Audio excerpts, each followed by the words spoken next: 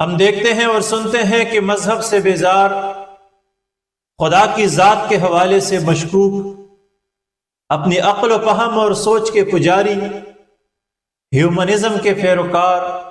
Atheist سوال اٹھاتے ہیں کہ اگر اس کائنات کا رب، خالق، مالک اور چلانے والا موجود ہے تو اس کائنات کے اندر یہ ظلم کیوں ہو رہی ہے؟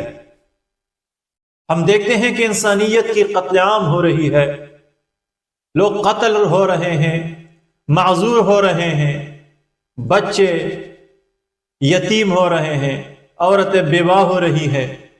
بوڑھا باپ سہارے بڑھاپے سے محروم ہو رہا ہے، لیکن پوچھنے والا کوئی نہیں، ظالم کا ہاتھ روکنے والا کوئی نہیں۔ اگر ایک ریاست کے اندر ایک بادشاہ ترقی یافتہ ممالک اور باشعور قوموں کے اندر ریاست کا والی اور حکمران اپنے رعایا پر کسی ظالم کا ظلم برداشت نہیں کر سکتا،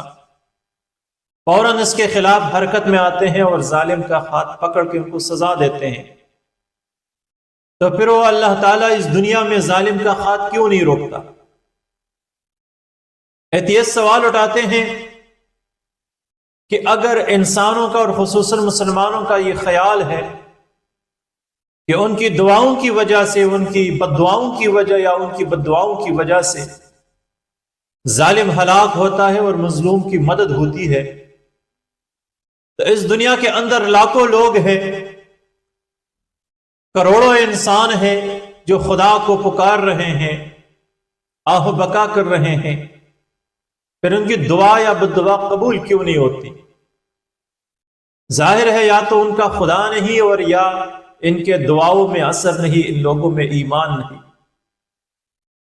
اس قسم کے سوالات، اس قسم کے شکوک و شبہات، اس قسم کے اعتراضات یہ لوگ اٹھاتے ہیں، جس کے نتیجے میں کمزور ایمان والے لوگ یا تو اسلام سے چلے جاتے ہیں